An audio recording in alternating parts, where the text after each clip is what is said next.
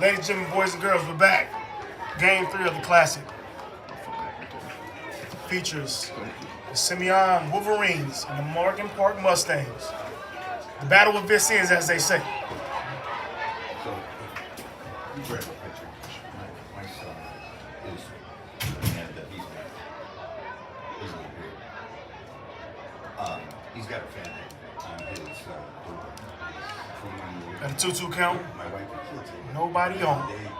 Top of the first. I'm here working, and Morgan Park. Curtis Granderson. So then, There it is.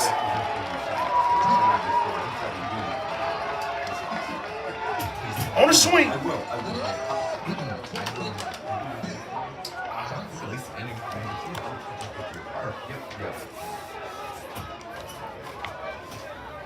So, ladies and gentlemen, boys and girls, I have the esteemed pleasure.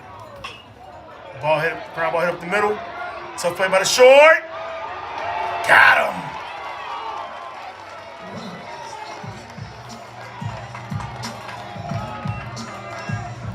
I have the esteemed pleasure of sitting with Chicago baseball legend. This man has been doing so much for the city of Chicago and the youth. You meet a lot of people that go off, make a lot of money, and they go about their business, they don't come back. This man has transcended the game of baseball in the city of Chicago. Not the biggest guy in the world, but he has the biggest heart. I'm talking about nobody but the one and only Mr. Curtis Granderson. The Grady man. How you doing, sir? Hey, I'm doing well, especially after an intro like that, you know. I need to have you on my team all the time, though, but I appreciate you. Thank you very much for having me. So, Curtis, when you see an event like this, man, you know, you take out your time to do so much for the city. I remember when I was on the staff at Kenwood and I text you personally and you say, hey, man, I can do this for you, I can do this, and you did it with no problem. I just want to extend my, you know, just my gratitude of that, just first and foremost. But when you see an event like this put on from the grassroots, how does it make you feel when you see something like this, man? You know what, first and foremost, you know, I missed last year. I actually was traveling at the time of this one, and I saw it on social, and I said, wow, you know, they sold out, it's packed, the fans were into it, and it's a high school baseball game in the city of Chicago. With hot shot. That's 3 outs. Good, we're going to stay live. Where the media and the news and the story is about so many other things, both good, bad, and in the middle. And the fact that baseball can come up in a city home of Michael Jordan.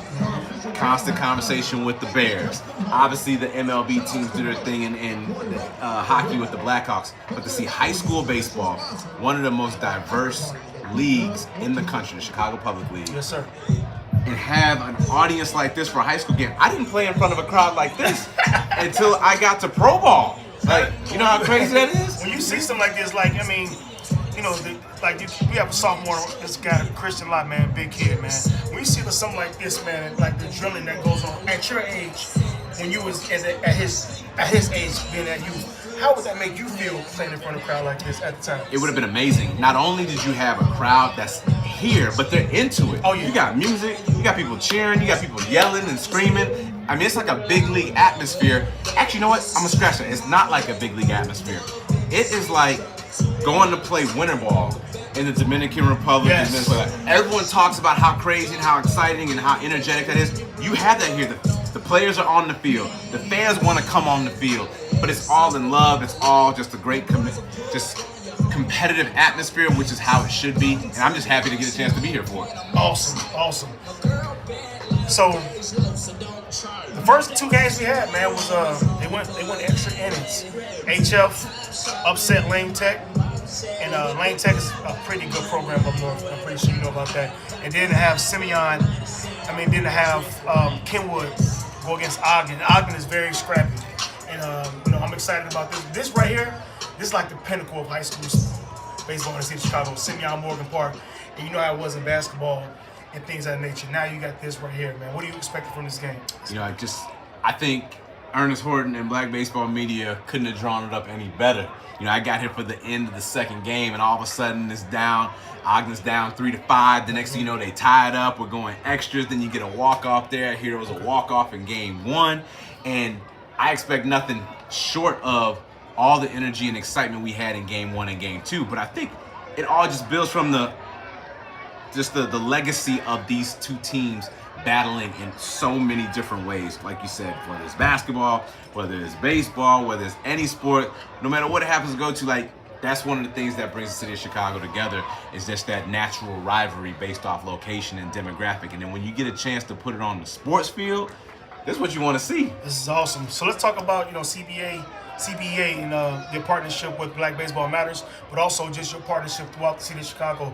Everybody knows that, you have your name stamped down at UIC. In that stadium, you donated so much, and you gave back your legacy to let teams, let parents, and most of all, let kids who wouldn't be able to have the opportunity to practice in the indoor facility. When you go sleep at night, how does that make you feel, knowing that you're doing God's work by helping the city of Chicago? It's so crazy how things are just connected. Both my parents taught in CPS, and yeah, my mom taught at Curie, and my dad taught at Hale, K through 8, and my sister went to Simeon. So, we sit there talking, that's all so connected. So you got a little bit of bias. Got a little bit. I got to call my sister up afterwards and let her know. But just watching how they were with their students and with their coworkers. Oh, tough play. They made everybody feel comfortable and welcome. And if they could do, they did. And they weren't famous. They weren't celebs. Mm-hmm. They didn't have a ton of money. But I witnessed that. I didn't know it was called giving back. I just, that's what you do. Right. If you have an opportunity to do it, you do it because someone's helping you. And so many different people and entities helped me get to where I am today. Coming back and being home in Chicago, which is where I spend all my off seasons. It's so funny. Everyone sees me here. What you doing here? I'm like, I live here. So I think the thing about it is, Curtis, is that when people, you so down to earth, and you are really in the community. You are really with the people. And people think that it's not the norm. Yeah. It's really not the norm. I've met a lot of big league players, and I've met a lot of, famous people. What I can truly say that you yourself, you are so down to earth. You are a person of the man of the people, and you a man of the people, man of the sport, and you having a wife, having kids, and you still having priorities, doing television, MLB, it's like so much of yourself you give. And we appreciate it, man. I mean, we at Black Baseball Media, we appreciate it, everything that you do, man. Well, appreciate that. The one thing I always looked at it is that my job title was different, but it wasn't any better than anybody else's. Exactly. So once I took that in and understood that from day one, I never considered myself better than anybody else in the situation. There's people that are doing great things. They just don't get nearly the attention as a professional athlete does. But just because they don't get the attention, again, doesn't make them less than me. Yep. So I always looked at it that way, but it is funny, I'll be at the grocery store, someone says, you do your own shopping? I was like, yeah, I try to get these sales and these coupons, I'll be at Mariano's with a quick one and don't let them have no samples, I'm getting these some. You sample king? Hey, catch you on a Saturday and a Sunday, Come on, I'm man. living for the samples, That's my thing. So that's always just been me. And I was fortunate and blessed to be able to play at a high level. Yeah. And I'm thankful for that, but again, that didn't change who I was. Exactly. So, when you sit back and you look at the event and you look at the kids, what would you tell these young men about this moment right now? This doesn't always happen. When you get something early, you assume that everything from there is just gonna continue to be consistent and better, but Ernest and Black Baseball Media don't have to do this. Ozinga Field doesn't have to offer this up. All these fans don't have to come out here. They're choosing to do it, and they're all choosing to do it because of what they see and what they believe is possible. And it can quickly be taken away. Yes. If you don't do what you need to do in the classroom, if you're not just a good citizen, good just person in general. So be thankful that people are going out of their way to do these things and provide it for you. And don't forget that you are in a position that people are looking up to you. As you mentioned, all those little kids that are running the bases, they want to be on Simeon's varsity team. They want to be on Morgan Park's varsity team. Yes. They looking out there going, I'm hoping I can pitch in a game like this. Yep. You are their celeb. And you have to realize that people are also looking up to you. Be thankful for where you're at, but you're setting the bar for everybody else that's to come behind you. That's beautiful. And I think, and me being a father, like I said, my son is in college. He's a junior now. And he's at University of Cumberland. They're ranked like number 4th in the nation in NAIA ball. And what I try to tell him is that enjoy the moment.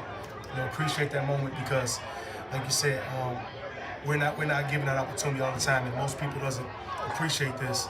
And it's beautiful to see this, man. The beautiful. You couldn't. I was talking to Aaron last night, and we was talking. He said, "Man, I prayed, man." He said, "Man, the Lord answered my prayer." I said, "Well, it's gonna be sunny. It's gonna be 70 degrees. It's gonna be nice out." Yeah, what if it rained, you know? Yeah. Like, they don't have this set to play tomorrow, right? Ozinga has to get themselves ready to go. And then everyone else has their schedule. So there's a lot of things, again, just to be thankful for, because this is truly amazing to see. Fans are here. They're sticking around. You have music in between. You got announcements. It's being live streamed. You have celebs that are here, former players that want to watch you. Yo, I met Charles Johnson, right? And you know what else crazy? That's the last big league African American catcher that you can know. Yeah. And let's speak about that. So when you see this, and then you see the dwindling decline of the game of African American players in MLB baseball right now, you know, speak upon that. And how do you feel, and how do you think events like this helps change that? Yeah, you know, the sad reality is Monday is my favorite day of the year. April 15th, that's Jackie Robinson Day. Yes, sir. Right? That's when Jackie broke the Carolina barrier over 75 years ago to get us to be talking like we are right now. Mm-hmm. But now fast forward to where we are in 2024. We had 8 teams in major leagues on opening day without a black American-born player on their opening day roster. It's crazy. And this city, Chicago is one of them. We have 2. Both the Cubs and the White Sox we didn't have a team. So, you know, it's just crazy to think about it. However, you have moments like this when everyone goes, well, black kids aren't playing baseball. You got a field right here full of them. Yep. We've been hosting them over Chicago. 2 years ago in the draft, 9 of the first 30 picks were black players. Yep. So there are kids playing. Mm-hmm. We have to continue to keep the pipeline going. And I've actually been pushing MLB on this. I said, all right, if we have the decline in Major League Baseball, well, how do we get more players there? Well, we have to get them into the Major League system, into the minor leagues. Well, this past year in the MLB draft, 80% of the players drafted were from college. Yeah. So that means we need to get more of us into college. And how do we need to do that? We have to make it affordable. We have to make sure that if you get that partial scholarship, whether it's coupled with NIL, whether it's a partnership with MLB, that school can become affordable. That way, if I'm athletic enough and I'm sitting there thinking, you know what? Do I choose basketball? Full scholarship. Do I choose football? Full scholarship. Yeah. Or do I go baseball? That's a partial scholarship. And tuition is steadily going up. It's not going down. It's kicking my butt right now. You know what I'm saying? I'm gonna tell you right now, I'm blessed that, you know, my son, you know, he was committed to Michigan out of high school. And I remember the head coach Eric Backett, shout out to Eric Backett, you know, and them guys there at Clemson now. But I remember me and my son sat down, and this kid is fighting. And he told me, he said, $64,000 a year to go here in Michigan. He said, we're gonna give your kid half off, 50% baseball scholarship. I'm thinking, man, I'm still out of 26 bands. I'm still out of 26 bands. Still. And and I was like, man. And then my son, now he's doing NIA. And NIA pay for everything. Right. So I tell everybody, man, you know, I told Zamarian, I said, hey, you know what, you got to think about the game outside of baseball. You know, everybody want to get drafted. We all want these things, but how can we make this thing affordable? And as a father, my job was to make him start off life debt-free and give him that opportunity. So I told him, use the game of baseball. Look at these young men. And we got a young lady named Janiyah. She's on my softball team as well. But use this game of baseball to its advantage. Love it, play it, but don't let the game play you. You play the game. Yep. And if you love the game, it's going to reward you in certain ways where you even know about it. And take advantage of that side of it. As you mentioned, you said you wanted your child to graduate debt-free. Imagine if you would have taken the opportunity. Now, University of Michigan, one of the best academic schools in the U.S., but at $26,000 a year in debt, we graduate in 4 years. If he graduates on time, that's $100,000 in debt that we're behind here. And it's crazy because then they was like, hey, well, you booked Mr. Hatch, you did good for yourself. I said, hey, dude, I go for myself. I can't afford $26,000 base hit. No. Can we get the 2? Did we turn it? No, we didn't return it. It's an air throw. They about to get him. Can we get him? Just throwing the ball around. Coach Smoke coaching his first game. I see you over there. Got action, crowd and energy. That's what I love. You follow it up with the music. Yeah, this is and like you said, we're doing it our way, man. We're not doing it. We're not trying to appease the mainstream. We're doing it our way, which is having fun, talking trash, you know, I wrote underneath my baseball hat, don't think, have fun. Like, the game is supposed to be fun. Like, playing the game and all the intricacies and all that stuff are going to happen, but the game should be the same game that you played when you first started, when you were out there with, whether it's a family member, whether it was a friend, when you're throwing the ball and you're playing different games, okay, who can throw it the furthest, who can run the fastest, who can hit the furthest. Now we get on the field, I bet my team beats your team. I bet we score more, right? That part has to stay in the game, and as long as that part stays in the game, now it can be for everybody. Once you start eliminating and taking pieces away from it, go, wait a minute, that's not what I grew up doing. That's different than how it was. You got to be quiet. You can't do this. Like, nah, play the game. No one said don't play the game, but if we get excited and we celebrate, enjoy. I mean, last thing I thought, you're supposed to celebrate a win. You're supposed to celebrate hits, right? So do all that and enjoy those moments, and that's what I think can help continue to keep kids in the game. Not bring more back, keep them in it. Because we get them started, statistically, we already see it. From 12 to 13 in the U.S., no matter what your race or your ethnicity is, we lose 2 million kids playing the game of baseball for a number of reasons. And I think part of it, as you said, is because it's not fun to them anymore because some people try to restrict it a certain way. Man, speaking of, we got some legends in here too, They popping in. We got some legends in here too. Everybody Man, bring the crew in. Bring the crew in. Let me turn them in. I got the first in. I got it warmed up for y'all. You got it warmed up. Hey, I want you to introduce everybody, Curtis. While you all we got here. Turn around and introduce You everybody. introduce them, get them all, because I can't see man. who's all back here. You want to introduce them all you want? I'll let you go ahead and get them in and then bring them on. We got a mic? No, we just in this live right here. Just I'll let everybody come in and do their own thing on it. So that way they can get their nicknames and all that good stuff. You want to pop in and get on? You just got to get close. you gotta get close. We got fun up here, man. We having fun up here. Ladies and gentlemen, hey, I'm up here with some legends, man. I'm up here with some legends. I'm in the booth. I'm up here with legends. I'm in the booth, man.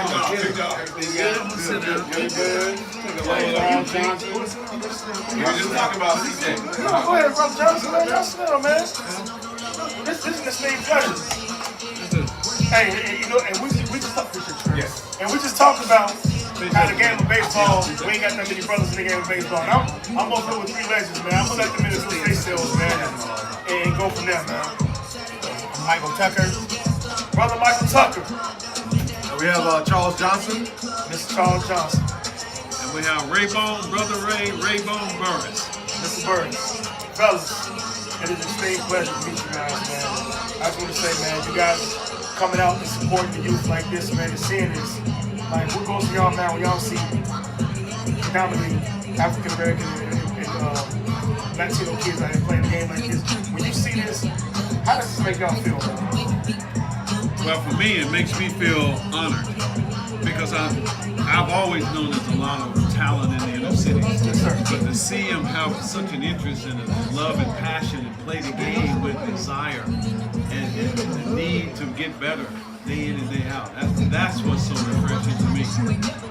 But another thing, and I want to bring this into play, organizations like Rise to Greatness, Black Media, all of that, all of the people who are involved in this production, that's what makes it unique because they have the love for these young men.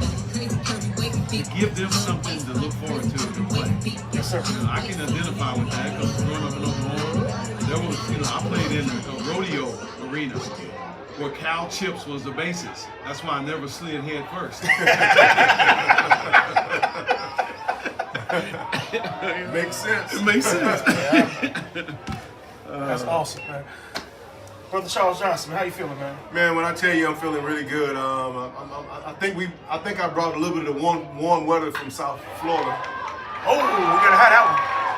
Man, hit the gap. He gonna take 2. Big fella rolling. Did he get there? We just talked about sliding head first. Look what he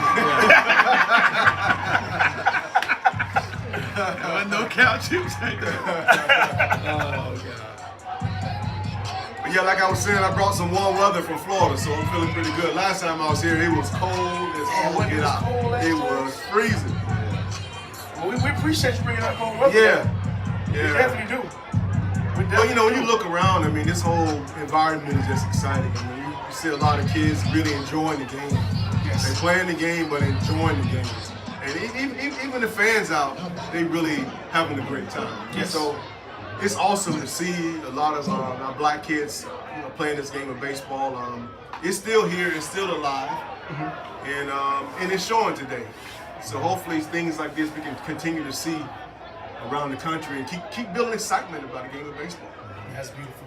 Mr. Tucker, when you see this right here, what goes to your mind? And Oh, it's for me, it's the same as Charles. You see these kids and they're going out here playing and they're doing the same things that we did coming up, except it's just a collective of them, it's a group of them. And they're able to come out and be themselves when they come out and play, and not be like, I guess, as Curtis was talking, not be so restricted in how you had to do this a certain way, you had to do this. A lot of these guys are coming out and they're being themselves, and they're coming out with energy, and they're having fun playing the game. awesome.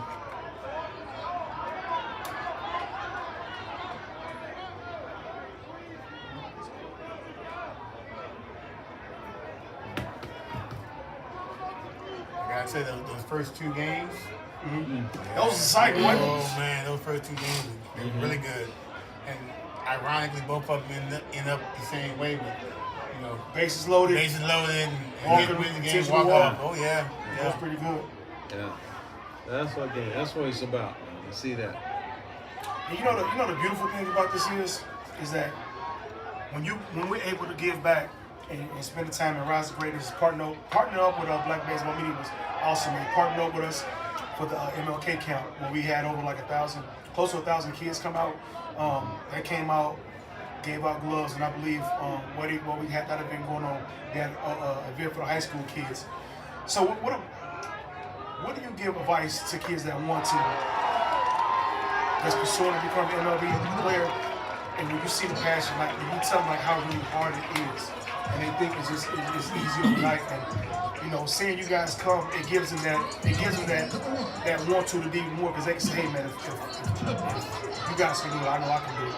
But what advice do you give them to say, hey, stay hungry, keep your mind right? Like, what do you tell especially for you, Charles, what do you tell a young catcher that when we don't see that many no more? Right? And how does that make you feel? Well, that's one of the reasons why I always enjoy, traveling around with Rising Raiders. Yes. Because what it does is that it gives me a chance to be around kids, for them to see a black catcher. Yes. A lot of times coming up, when you're playing baseball, I never really had a chance to touch a whole lot of big league guys. You're not around a lot of big league guys. And so just to have the opportunity to touch one, to feel one, hey man, it's a black catcher. And every time I go somewhere, I always say that I'm a black catcher, because a lot of these kids don't really see black catchers on TV anymore. Right. They're non-existent pretty much. And so that's why a lot of these kids are easily led to move. Because a lot of times they can't see nothing familiar to them. So when somebody says, hey, you need to move, a lot of them give up and move. Yeah. And that's why I enjoy being around a lot of kids, telling them that stay with it. Yeah. It's a tough position, but it's a very rewarding position. Yeah. And you just got to stay with it, and that's why I love to be around it, because at least they can touch me and say, okay, all right, it's doable. I know somebody that did it, right? So explain the hardships, like, coming up in the minors, and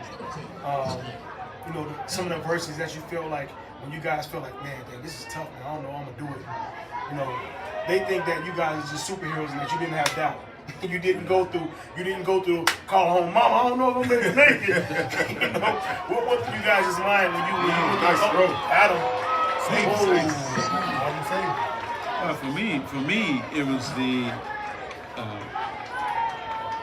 understanding what I needed to do playing in a profession that has a 70% failure rate. Yep. That's the hardest thing to do, because you're gonna fail. Yep. You're gonna add to that 70% if this is not right. If your mind is not right and you don't have the desire to stay with it, grind it out, overcome adversity, that really tells who you really are and what you can become. Yes, sir. But you gotta overcome that adversity. Yep. And you gotta overcome that 70% failure rate. If you can do that, you're gonna accomplish anything. Because you think about it, what other profession on this planet or you fail 70% of the time and still have a job. It'd be all the family. No, I ain't have a job. And have a job. But just think about it. If you fail 30% of the time in this game of baseball, you Hall of Fame. You Hall of Famer. You Hall of Famer. You Hall of Famer. Think about it. You got guys like, man, I was a career 285 hitter. People like, man, you was a bad boy. And you, over the middle. Simeon like he want a boy. Send him, Smoke, send him. Simeon, I got him at second though. Oh, no, he didn't. He saved. Got him? I thought he swim. I thought he swim. He New York. We going to replay that. New York. New York. So, like Josh Harris is a real close friend of mine, real buddy. You know, we talk all the time. He tells my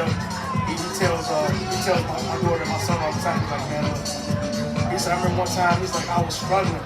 He said, I was in Cincinnati, I was struggling. I was like, 0 for something. And he said, I called my uncle. His uncle said, show me. He was like, man, look. He said, you trying to make it here. He said, it's going to be the first time. It'll be the last time you're going to slump, man. You got to give that real fast, real quick. The game of baseball, without knowing, I didn't play college baseball. I played college football.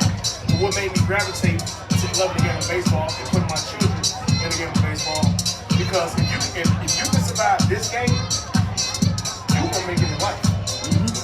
You're gonna make it in life. Because this game, like you said, it teaches about failure. When you go in for that job interview, you go for that job interview, you go for that test that you have to take. You go in for that promotion that you want, that you got the job. If this game don't break you, you're gonna be all right in life. You'll make it. You'll be all right in life. Yeah. Big time. That's one of the things that I appreciate about the game of baseball. You know, that they teach. It's gonna be. And people don't understand that part, man. So, Mr. Tucker, you know, expound about some of the things that you know, when you see this out here, man. And, you know, I don't know where you grew up at. You want to expound where you grew up at, where you come from, and you know your roads paths to where you was at major, the same time that you will too. Well, I grew up in Virginia. Okay. Like a small town, so for me, it was kind of like lady summer. I'm going to do this. And I know there's going to be some not so good moments. But I have to be able to make the best out of those times. You can't give up. Like when I was in college and thought of being able to move on and play professionally, it was something that everybody talks about. Yep. And my first month, I was struggling with it. And I was kind of like with Waverly. I was like, man, I've never struggled. Right. You know what I'm saying? I've never struggled. Here I am going, man, this might not be me. And It's it. I remember I called home. I talked to my mom. My coach came out. He goes, so what's going on? I said, man, I don't know. I've never struggled or had a little rough patch like this. He goes, nothing that you do. You always have, bumps in the road. You always have this. It's how we get through those times. It's gonna make a difference. And I kid you not, that was an A-ball. And in about another month, I was in AA. Next year, I played AAA, and I was like, nah, it's over. Yeah, it's over. It's wrapped now. I'm not trying to do this no more. I'm trying to do something a lot better. So it's one of those things where it will test you. Yes. It will definitely test you. And if you can get through it and persevere, There it is. You're gonna have success. Yep. And I think that's the most important thing. I think that's the most important thing about the game of baseball is the mental fortitude that you have to have, and the mental toughness. I believe if you can get through that, especially being a catcher like you was, Charles, and you behind the plate, you have to know everybody's position. You got to know each hitter. You got to be thinking two pitches ahead, how to set that pitcher up, and that I'm pretty sure that translates off the field to in life as well too. You know. Well, my father always, say that, son, baseball is an interview of life. And that's basically what it is. I mean, you can tell a lot about a person about how he acts on the baseball field and how he might act off the baseball field from time to time. And so, in this game it has a way of humbling you. Yes. Very quickly. And it teaches you that. You learn that very quickly in this game. And, and going off the conversation you had a second ago, when you look at playing this game of baseball, and what's really interesting about it is that you get to a point where is that you have to understand what drives you day in and day out. Right? Yeah, it is. When you wake up and you somewhere, and you're playing ball in Waterloo somewhere, right? And ain't nobody out there, and you gotta go play this game. What drives you day to day? What gets you up and gets you motivated every day? And I think that some of these kids haven't quite found out what that is. Right. What drives me every day? What really drove me personally every day? For the strangest thing, my catching drove me. I've always been just fascinated by catching, calling games, being part of the game, even when I'm not hitting. The one thing I do is that I say I'm going behind this plate, and I'm gonna call the best game. If I ain't gonna get a hit, they ain't getting a hit. And I think that's how I channel my energy. That's how I channel myself to keep going day in and day out, because I had a chance to get somebody else out. They got me. I'm gonna get you. And it's crazy. I said, that's the same thing. I was talking to Josh. He said, man, look here. He said, I would have hit today. I said, what that mean? He said, well, I wasn't hitting nothing. I was making every play that came my way. I was hurting people's feelings. And I said, yeah, man. I said, that's crazy that that guys have that mental say, man, look, if I ain't getting mine today, I'm gonna get mine. I'm gonna take it out on defense. You take that energy on defense. And some of these kids haven't realized that yet. You gotta put that energy on defense. I'm blocking every ball. I'm doing everything I can to make up for what I didn't do on offense. And I think and that's a lot of in the game of baseball being priced out for young players. That's playing the game. And I believe when you guys came up, you had a bat, you had a stick. You got 9 players, y'all went out there and played. A lot of these kids don't do that no more. A lot of these kids don't go out and play strikeout. I know one thing, we play strikeout. A lot of these kids don't go out. They don't play tackle football no more. We just call it killing man. Throw it up, you against everybody. You know what I'm saying? They don't do that no more. So I believe the toughness and lack thereof is why a lot of kids, when they get to that point, when they get to that scope, that wall, it's uncomfortable. And I believe a lot of young players are not comfortable being uncomfortable, as we like to say nowadays. And that's tough to do. It's tough to do. You got to know how to be comfortable in an uncomfortable situation. And baseball will teach you that. Yes, sir. That's where that 70% failure rate comes into play. Yes, sir. And I know from a pitching standpoint, I had some good mentors. Fergie Jenkins, Bob Gibson was my idol. But the thing that I learned from that pitcher's mound out there, I learned a lot of things. I learned how to work with people, depend on people, trust people, communicate with people. And those are things you use in the rest of your life. And so the way I looked at my performance was, did I keep us in the ball game? If I kept us in a 1-2 run deficit, I felt we had a chance. I did my job. If I gave 7 innings, I did my job. If I didn't go out and beat myself by walking the ballpark, pitching behind in the count, I did my job. So the humbleness comes into play when you look at it that way. Right. I don't go out there and say, well, I didn't get a win today. Well, you're looking at it personal. The last time I checked, it's a team sport. Exactly. If you want it to be personal, go boxing. Yeah. Go play tennis. Go play golf. Yep. So this is a team sport. So you depend on everybody out there. All of these guys out there behind me, I looked at as golden gloves. Yep. And I tell my softball team right now, we have a predominantly all-black softball team, and that's out the norm. You know what I'm saying? And when I tell them, I say, this is the most selfish team sport that you can have. Yeah. Selfish team You sport. guys doing scoreboard? We got 2 tracks. What is it?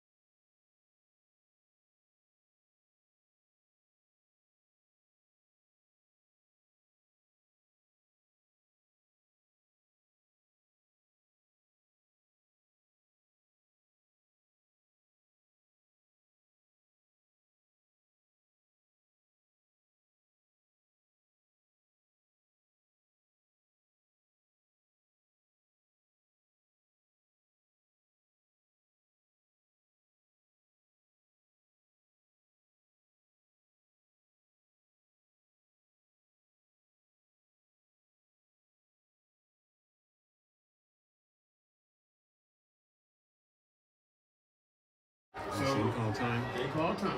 Yes. He comes from the dugout. He should be automatic out, shouldn't he? And steps to the plate. Shouldn't it be automatic out? If he goes, He goes into the dugout and don't step on the plate, should be automatic out. Well, they didn't see it. I know. They don't know the rule. Umpire didn't see it.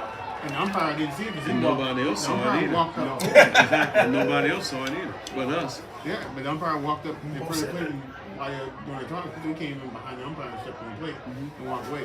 So I'm like, well, If he's already in the dugout, I don't know if he went to the dugout. I know he got somewhere in here. Somewhere in this I area. don't know if he made it all the way in. if he, I don't think he made it all the way in there. if he's in there, he should be out. So, well, but If they they had to appeal contest that, it. but that's what I'm saying. They would have to appeal it. But then if they appeal it, nobody saw him touch the plate. Exactly. Because the umpire was in front of the plate out here. This umpire was walking towards third area. So they didn't see anything. Gotcha. y'all get to hear legends talk. Yeah. That's a beautiful thing, ain't it? It's ball 4.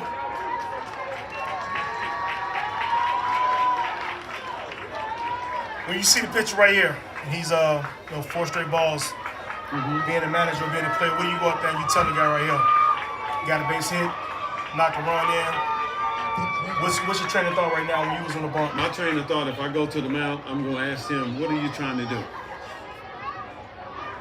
Okay, what's your game plan right now? If he don't have a game plan, then that tells me the game sped up on him. So now, I'm going to ask him, how many outs do you have? Where are the base runs? What's the score? What inning is it? What's the count? Pitch. Okay? Right. I said, I need you in the strike zone. Yep. I need you to let these golden gloves do their job for you. I said, let's think ground ball back to you, know who you covering, and let's get us a ground ball. Charles, as a catcher, what do you how do you settle him down in moments like this? It's a base hit. That's gonna bring in another run. At third. Play at third. That's a good throw. Got him. Wrong score.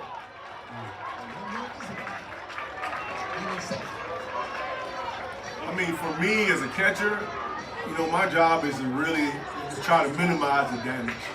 And for me, I'm looking at one pitch that I know that can get us a ground ball. I'm looking at his sinker. I'm looking at his slider down in the zone. I'm looking for something that can get me a ground ball on. And trying to turn double play. That's really my goal. Right. Now, even on that ball right there, like Charles said, he was successful. But kids today don't look at it that way. They look at the fact he gave up a base hit. No, I got the ground ball. That's where it begins. You got to keep it in small details. The little things win games. Little things. I said, Not the now home get you run. another ball. Yep. Get you another ground ball. I mean, a little bit to the left, Yeah. and you got your Hit double him. play. Got you double play. And that ball was hit hard enough to get a good double play. Yep. Because that guy going to second base was not going to beat out that ball. He got too much ass. Too much junk in the trunk. Too much junk in the trunk. Hey man, we got the legends talking like this, man. Hey, this how we do it on Black Baseball Minute, man. We talk that noise, baby. Right, Michael? But when you're a pitcher and you're a player and you see that, you gotta tell yourself, I gotta go get this guy. Can't go get I it. gotta get the ground ball, man. I can't play it like that. And when you play the game scared and you nervous, that's one thing about Thunderbird who plays the game for you. He don't care. He gonna go on that bump, he gonna throw. That's my little cousin. So I know when he gets on that mound, low, he gonna ball.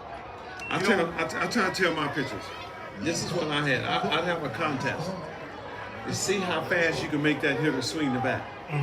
Now, analytics is a big part of the game today, right? What y'all think about that? Pardon me? What you think about the analytics? It right has now, a real quick? place. It's a blend. But it's not the sole proprietor. It's a blend. And here's how I would take analytics, right? A formula can't tell that guy how to throw strikes. No. You can't do it. A formula can tell me what he's throwing. Okay? And let's just say he throws fastball, slider, change. Right? Michael Tucker's a left-handed hitter, but he only throws the fastball and change to Michael Tucker. Him being a right-handed pitcher. Now, so I got to find out, based on analytics telling me that, why you don't throw your slider to Michael Tucker. You got 3 pitches. Why are you allowing him to subtract pitches? It's basic. Got the ground ball like you talked about. Got the brown ball. So now I gotta find out what caused him to stop using his slider to left-handed hitters, and then to right-handed hitters he throws the fastball slider. Okay, they know that, Right. because they're tracking the pitches. So now what prevented you from stop doing that?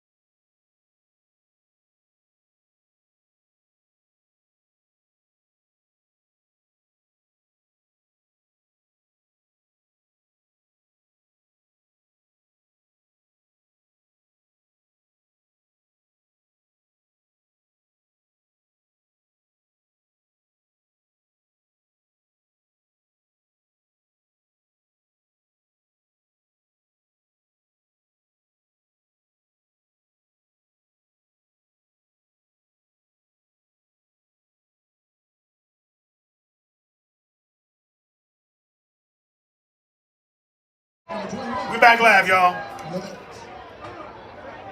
Those strike. So you were saying about the pitcher's train of thought before the break.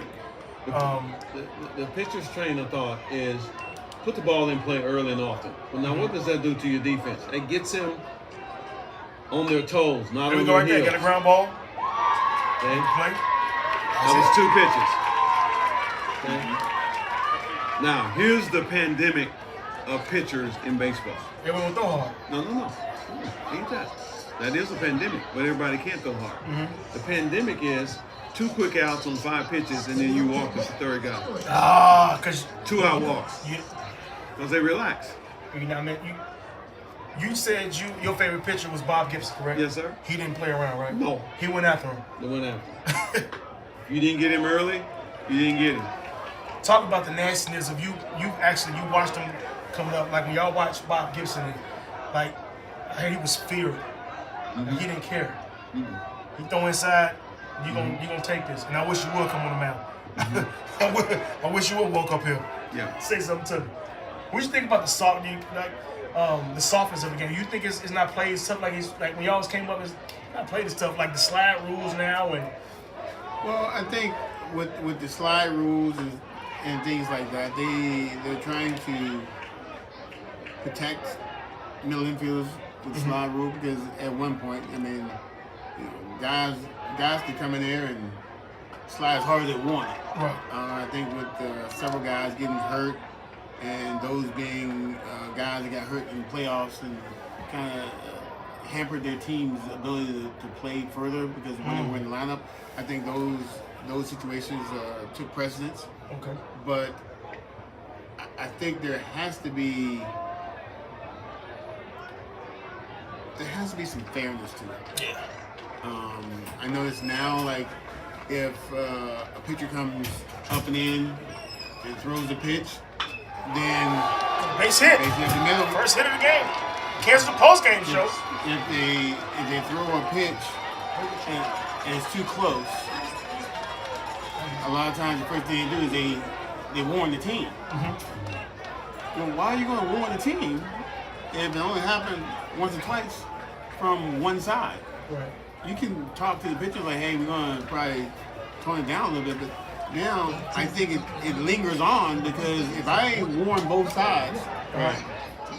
then the team that had it happen to them, they don't have a chance to kind of even it back out and maybe a little bit of retaliation. And I'm not saying that you have to hit somebody, but if you give me a chance for my pitcher to maybe come up and in on somebody, to let them know that, hey, you're not going to pitch our guys like this. Right.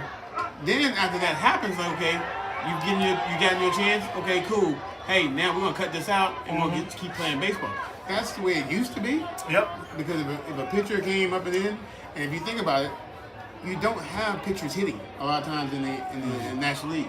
No, when they got rid of the DH rule, I mean, it's DH everything now. That's what I'm saying. Right. So at that time it was just National League, Yeah. but now you don't have pitchers hitting.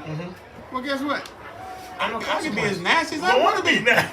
And I know that if I'm the first person to get things started, they're gonna warn both benches. Right. So now I can be out the hook because I can hit that third guy, I can hit the fourth guy, I might even hit the fifth guy. And then it's gonna go to the next day because now they're gonna wait to get their get back the next day. And then if their getting back is what we perceive is a little bit too harsh, then it's gonna go to the next day because now I'm gonna go back and try to get them again. Then guess what? They leave town. So now I gotta wait for them to come back for the next series. So then it keeps lingering. That's my belief is it's gonna linger a little bit more. Toughest pitcher you faced that No. Talk that noise. No. Okay, well, when you came to the ballpark and you seen Atlanta, you said, shit. All right, I will say that Give me one there now. was one pitcher that if I saw him pitching that day, I was like, oh, it's gonna be a tough one. That was Jamie Moyer. Jamie Moyer. He was Philadelphia Phillies, right? Yeah, he was a little bit tough for me because he at the time that I faced him, he wasn't, he was throwing like 83, 82, 80. And it's like Mark Burley, just I ain't gonna throw it hard, but I'm just slow right enough there. to kind of get you off. If you threw hard, I didn't care. It didn't Off bother out of me. right field. Can the corner. I wanted guys to come and try to throw fastballs by me. Toughest pitcher you faced, Brother Charles. Oh man, I would. Yeah, when you woke up, you seen it. Damn. Deal with this one. Who was it? I think the toughest guy for whatever reason, John Smokes. Smokesy. I just couldn't see his slider, his split finger. I tell you, I couldn't see it. Hey, you I think niggas. that dude struck me out probably about 13 I or 14 couldn't put times. my shoes fast enough. Hey, this is exclusive, man. You don't hit one his hit off noise, this guy. baby. I got one good one. They counted. Swinging bunt. This might be a swinging bunt. There you go. Lot with the throw. Oh. I don't think I can put my shoes on fast enough if I saw him in the lineup. Well, I tell you, that dude there, I couldn't hit him. Couldn't hit it. I just couldn't see his slider.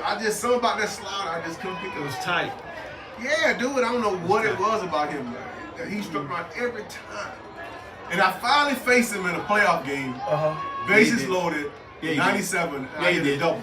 Yeah, he did. The base clear double. Yeah, he did. That's the only hit I ever got off of him. But we won the Yeah, he series, did. going to the World Series. And you can talk that noise, huh? Boy, look at here. He beat us. Yeah, he beat us that year. Nobody talked about them other ones. Yeah, he beat us that Talk year. about that one, huh? He beat us that year. Oh my God. Toughest hitter when you pulled up to the ballpark and you knew y'all was playing him and you said, "Man, I hope he got the flu or something." There, who was it? Everybody.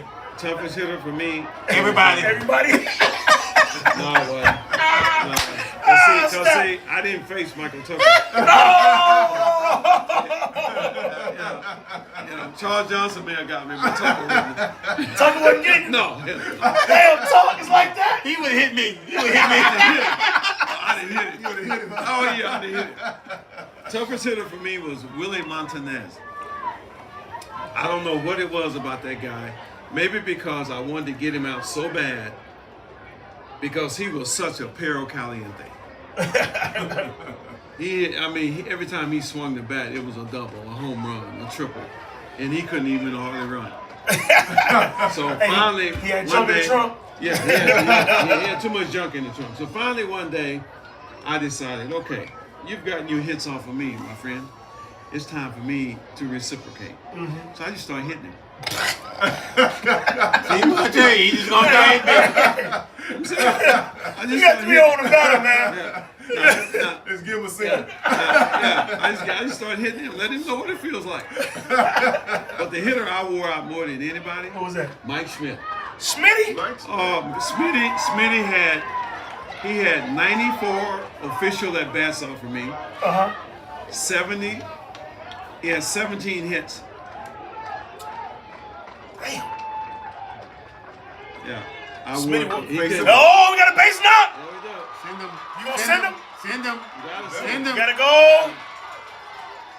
Morgan Park on the board. First on me. Yeah. Going in the home plate, everybody's Yeah. out here. Oh yeah. Hey, You ain't can't no block the third play. there. You can't block the play, man. You're right, you can't block the play. Ain't block the play. Okay. So you see a kid like this kid Charles Lott, big boy, sophomore right now, just a sophomore. When you see him like this, man, kid got size, got frame on him. You know, how do you settle him down right now? You know, giving him a base hit and telling him, man, look, first pitch strike right now. The guy on the mound? Yeah. First of all, he's going to struggle because he's throwing with his shoulder. Okay.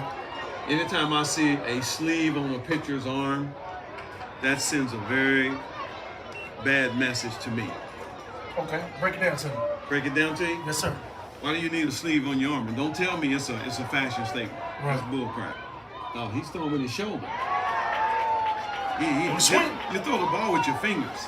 You get whip appeal with your fingers, not your arm. And so much of the language today is arm speed. Well, what are you leading that movement with? Right. It's just like if CJ got in the batter's box and he swung with his shoulders, he gonna be long Yeah, and slow. open up. So Open I up. ain't throwing him nothing off speed. Right. Because he's going to catch up to No, he that. don't catch up to us. Exactly. I'm gonna wear him out with some Nolan Ryan Express. Let's see, can we get this out? If that ball, And that ball took another bounce. that Another ball bit of in the struggle. dirt, it hit a I know, pebble. right? You laying back on it. But I mean, those are the little things that we see.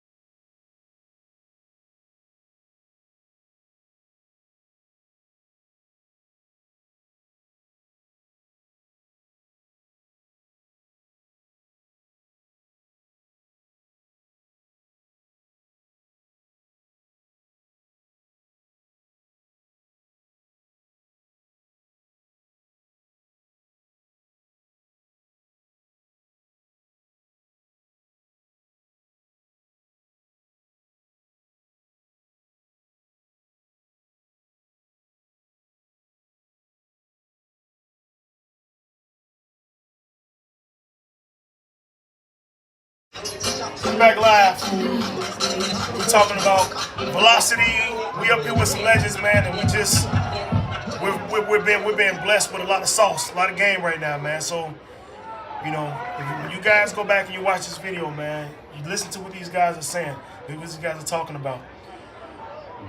Greatest baseball player in your eyes ever played the game besides yourself?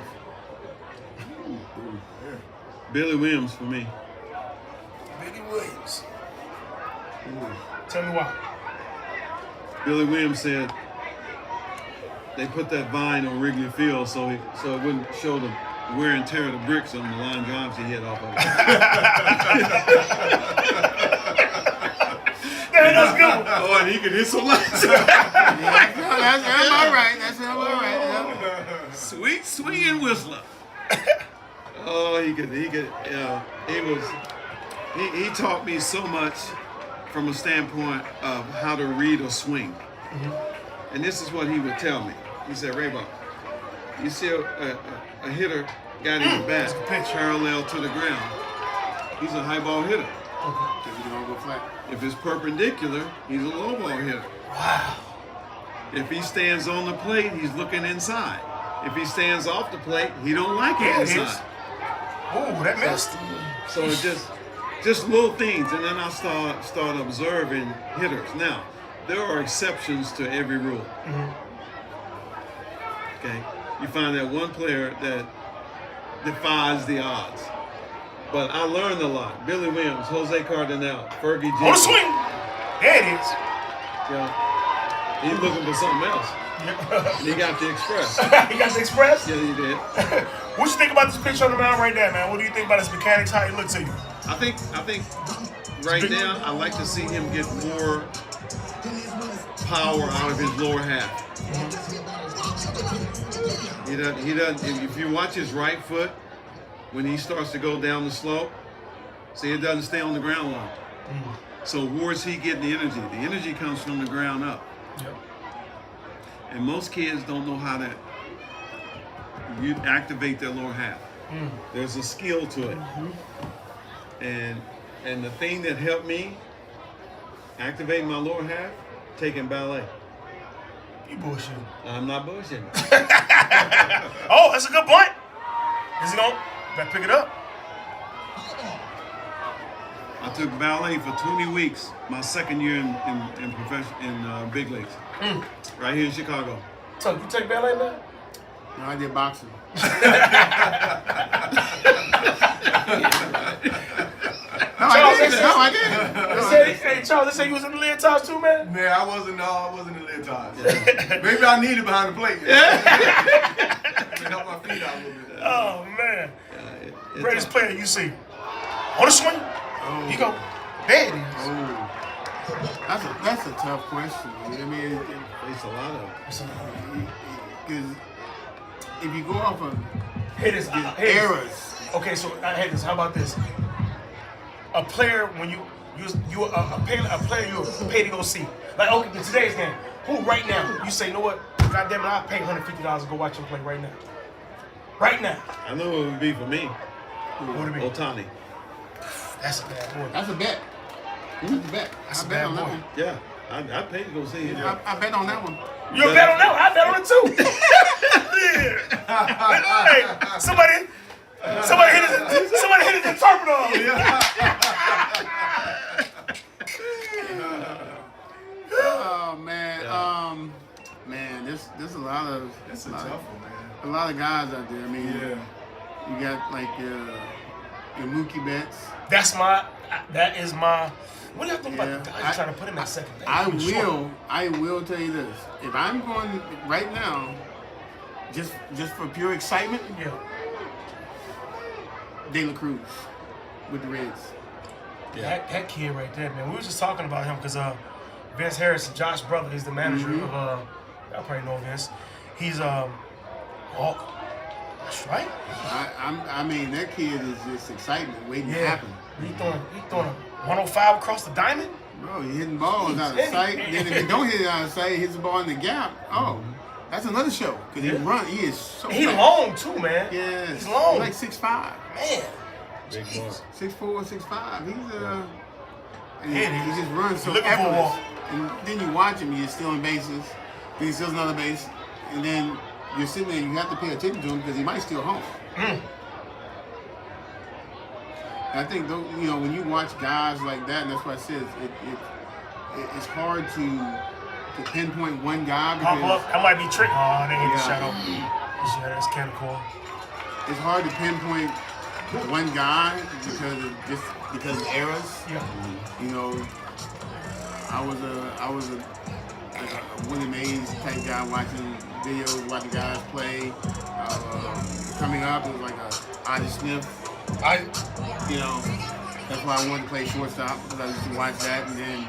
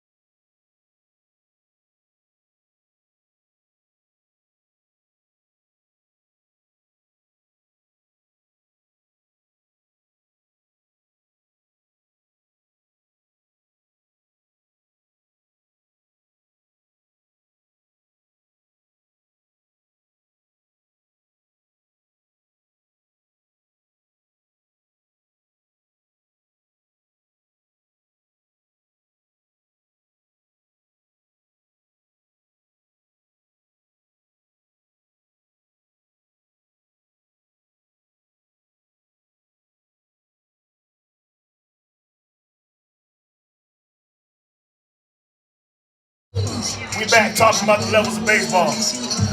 Talking about the different levels. We were just talking about, who we thought the greatest hitters was, and I'll ask you real quick, Charles, who was the in your era, who was your best player that you've seen? I mean, I would say pound for pound, the most dangerous guy was Barry Bonds. We were just talking about that. Talk about you guys were just saying about how he didn't miss his pitch.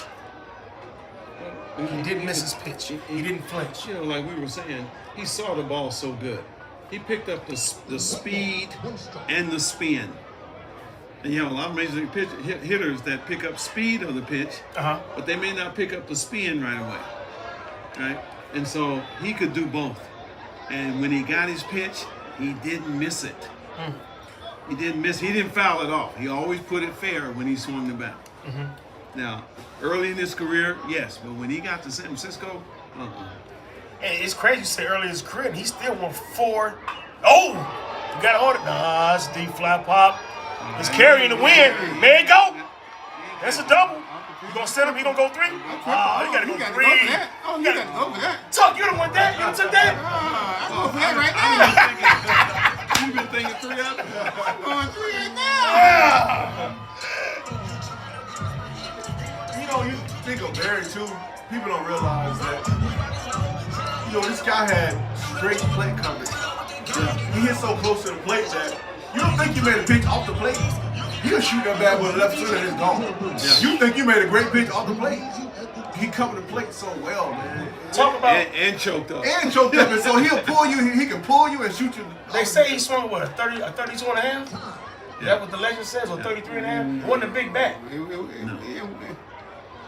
like a 34. He just choked up on it. He's choked up. Yeah, it wasn't And a small how- bat. I can tell you that much right now. You know, And how he got there Uh-huh. when he was a kid, when his dad, Bobby Bonds, played for the Giants. yeah.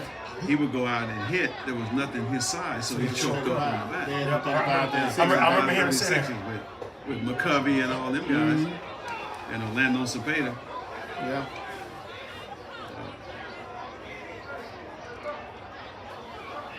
Yeah, I can tell you right now, his arm is not. His arms. You hurting right now, you Yeah, think? he hurt me. I can tell when he threw it I on would his shoulder. probably change him. Yeah. Probably a good time to change him out. The head coach of Morgan Park, Ernest Ratcliffe, man, he's one of them old souls like you guys, man. He talk that noise, man. Y'all, I know y'all met Ratcliffe. He talk that noise, man, don't he, man? And he do. He's a legend, man. He's helped so many kids in the city of Chicago, man. Yeah. And he's still doing it with the show and his Good to see you. yeah, man. You need pillars like that in the community, man. You do, man. So shout out to Ratcliffe, man, from Morgan Park. He was at High Park, Coach Earn there. He's been doing it for a long time, man. So shout out to you, Ratcliffe. And then you're going against one of the kids he coached against. That's a good That's a good bond. Great, man. Great he's not execution. gonna feel that. Oh, let it go! Don't touch it! Why you touch it? You gotta go. That's the youth. You gotta let that go. Let that one go there. Let that go. The baseball guys might. I think, but in his mind, that, hey, this guy's already at first base. I gotta keep him going to second. Well, if the ball goes foul, he goes back to the He plate. goes back to the plate. Ratcliffe, he gonna play small ball. He gonna play small ball. That's what he gonna do. Morgan Park need to get something going in this inning, though. I'll tell you that Got much. no outs. No outs. No, he's stealing right He now. going. He better go. Tuck, you gonna get a base right now? Right now? Right now. No. But you said you would leg that one out at third base. Oh, though. if it goes to the fence, if I hit one like that, yeah, I'm going three. But I'm not stealing no bases. Uh-oh. Because that's trouble. That's trouble. That's trouble. Oh, good play. You know, when you're thinking about pitching, and it kind of goes back to what's going on with, analytics and everything else. Yep. You know, back in the day, you come in there, got around the sixth inning, and I sit next to the manager, and the manager's like, hey CJ, man, what do you got left in it? And I'd be like, Skip, man, I think he got one more good one in him. I know he got one more good one. Right. And yeah, his velocity might be down, but damn, he still got heart. He's still on the mound with a lot of heart. I think that's what. And so but nowadays you go in the dugout and the Skip don't ask you that no more. Why They is don't ask that? players that no more because analytics tell him his velocity is down, his speed rate is down. Okay, coach at third. And so analytics can't tell you about his heart because I can come in that dugout and he can say, hey, CJ, what you thinking? I say he done. His velocity still be good, but he done. Mentally, you know. Yeah, you know 'Cause he done. that- I'm sitting there saying he is done. That machine don't know. He can't tell you This that. right here. And I think a lot of times with analytics, you're looking at, he went through the lineup. Oh no, I think. Oh, he should stay. He might stay. He ain't move much. No, he didn't move. He let's still see. out there. Oh, I think a lot of I times with the analytics, they're looking at, he's been to the lineup and the numbers say this. But if you know how to get a guy out, and that guy comes back up to the plate the third time or whatever, and that's a guy that you pretty much own, you want to pitch to that guy. Yeah. But they'll say, hey, no, take him out. Now you put somebody else in, the guy that's hitting off of him and hadn't gotten a hit and been struggling, he's over on the side like, yes, thank you. Tuck, Thank answer the you. question. Bases loaded right now. You coming up as a hitter. You and Charles can attest to this. What you thinking right now? I think that pitcher got no chance. Because I'm looking for my pitch. Well, he got two. No, Slim and none. I'm looking for my pitch right now. I'm not trying to hit his pitch. I'm looking for a pitch that's mine. And I know Charles is like, well, if I can get him to bite on this one, maybe. But in a situation like this, I'm not thinking like I'm gonna hit just a ground ball. I'm gonna get a pitch I can drive. Oh, that was a bad And I'm pitch. not gonna be late. You ain't gonna be late to the party. Yeah, I'm not gonna be late to the Well, that party. was a bad swing, right? That was. That was not a That was late. competitive swing. But that's what I'm saying. He wasn't thinking aggressively. He was thinking like, I want to put this ball in play. Right. But you don't want to put this ball in play because you hit up the middle. That's a double play. Double play. You trying to do some damage right now. Yeah, so He- let's he ball can't- do damage on He him. got to come up here and want to do damage. You still got it. See, he's trying to get hit. He's trying to get a walk. Yeah. But the bases are loaded. Yeah. I'm trying to clear him. I want RBIs. Okay. That's how you get paid. That's how you get that moolah. I had a chance for RBI, checker. but I stepped in the box. Yeah. That's the way I had to think. Look at that swing. Think he did it? that That ain't was- deep enough. It's not deep enough. That's not deep. Is he gonna send him? No, it's not deep enough. Not deep. But that's what I'm saying. That hurt. That's what I'm saying. So if you were thinking a little more aggressive, you're trying to drive that ball, not just loft it out there. I tell you right now, He if fell for this young man can get out there center right now, that's a big accomplishment. Well, I think this might be do his we stay in last. the game? This is- No, it's Charles, you been a catcher. What you see from him? No. He done? He got Yeah, it's this. gonna be a tough one, man, because he got a lot of guys out there, and it could be time for him to move on, maybe.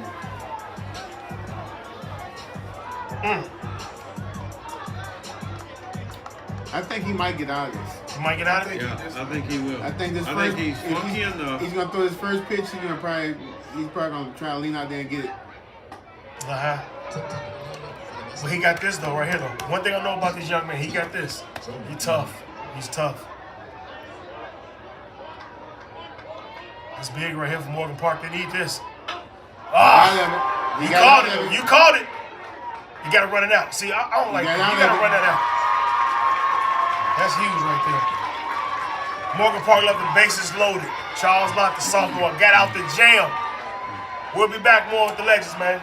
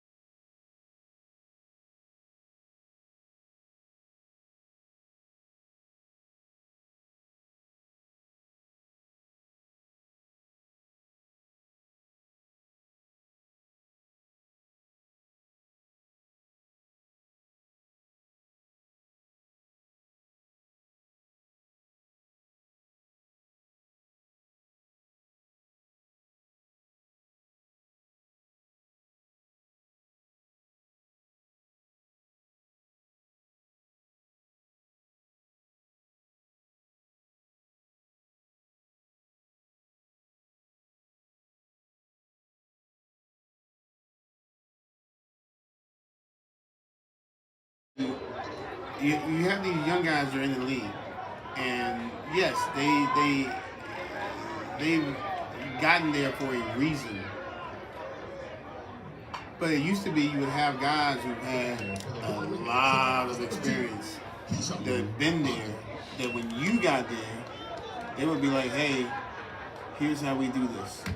Here's how this happens. Here's how this." And that's. I really don't see that now. I mean, you kind of see it, and I guess you kind of leave it up to maybe the coaches to kind of. Did he go? He went. He went. You kind of leave it up to the coaches to maybe help those guys out, but you don't see a lot of guys with 8, 9 plus years there that can help these young guys because there's a lot of young guys coming in. Then you have certain teams like the Dodgers where you got guys with a lot of experience. Oh, you got to defend that. You can get him. Way to stay with it. He got him. Way to stay with the play. Way to stay with the play. If you look at a lot of teams, they got a lot of young guys. Right. And you might have a guy that's 7 years in, 6, 7 years in, and then trying to teach a guy who's his first year. Right. I mean, realistically, think about it. If you got a team like that, how's that guy learn from anything? I know when I came in, When you just come in, Tuck? I came in 94, 95. 95. First full year, and we had some veteran guys, and there was only 3 of us. Who was the veteran guys that was on the team? At the time I came in, it was Oof, I'm gonna swing out his shoes. Tom Gordon was there. I had George Brett was still around and helping out a lot. Bretty. Was he a fireball like everybody said? George Brett? Yeah. He was fine. I mean, but when you get him in between lines, everybody's competitive. Yeah. Everybody's competitive in between lines. Can't let that pitch go down the middle, kid. Swing it You know, back. I came up with a lot of older guys. Wally Jones was there. And I remember Hal McCree was the manager. He told me one day Get us a ring? Ah! he said, you know, you can hit, but we gotta teach you how to be a big league. So what would you tell some of these guys that want, like, you know, how to go about your business to be a big leaguer? To go about being a big leaguer. Well, that's one of the things when you go out there and you understand what your job is, and you take it seriously. Yeah. And it's not a matter of like I'm gonna go out here, I'm gonna play this game, but then I'm not gonna get my rest. I'm not gonna do Think about things that I need to do to be successful. You know, it's stuff like that. Where, hey, Ray, you pitching tomorrow? Oh, I'm gonna go hang out all night. Right. And then you have a bad game. So let me ask you a question. They say like back in the day, the guys, man, they be in the clubhouse, crack that beer open, take a shot. I'm gonna go hit. You gotta be relaxed. I mean, Greeny. Yeah, you gotta go out there. You gotta be relaxed. You gotta keep the game in perspective. Number one, and you gotta understand yourself. Number two, you just can't go in there. He going again. That's a good save by that. Yeah. Speed kills. Coach Smoke being aggressive right now with the lead. He said he was gonna try to put him in the dirt today. That's what he said with me. In the pregame, he said, Coach, Book, I'm gonna put him in the dirt. So I want to see it happen. He doing it by being aggressive, man. Well, that's not real good containment by the pitcher. I'm sorry. First of all, you never let the base runner at second base see the back of your neck. That means you don't know where he's at. So you come set, you stop him, then you go halfway look. That activates your peripheral vision. Okay. Well, we got hit. Now you can see him dancing around back there, which says, okay, step off. Right. Or if he's going to go on first move, right, which is what they are taught, I step off, show the ball real quick. Okay? Because the luxury I have, I don't have to throw the ball. So now I show him my bad move. I go to my glove hand side, right? Then I come set. Halfway. Foul ball. It's a foul ball. Did he show him? Oh, yeah. I I don't know about that one. That sound like That sound like bat? That sound like bat, not helmet. First and third, one out. He's still in right now? He could have used his inside move right there. Yep. Had him dead to the door. Because most times when runners take off, what do? They look at the ground. Yep. They don't know where the ball is at. And that's, I mean, you guys know, you teach them, hey, 1, 2, 3, and get their head up. But I never heard that perspective, what you just said, that, you know, if you come off and you want to pick them off, they got their head down. They did to rights. You learn something new every day here, folks. See this guy right here with this Mr. T thing around his neck. Yeah, that's Jamari McKinney. All right, he don't even need to be on the field. Seriously, he don't need to be on the field. Put him on the field. Unless he got some pom poms. He went to Simeon. He graduated from there. He did it? Yeah. Did he play? He played. What position? I think he was a first baseman. First baseman. Yeah. think he's probably gonna be stealing right here. He should be going. Yeah, he got one Yeah, out. babe. He's gonna probably get He's back to second going. base. He's going. He leading. There you go. Throw the third. Ooh, well, what is he doing? Yeah, he just gave up back Yeah. at third. That wasn't good baseball right there, fellas.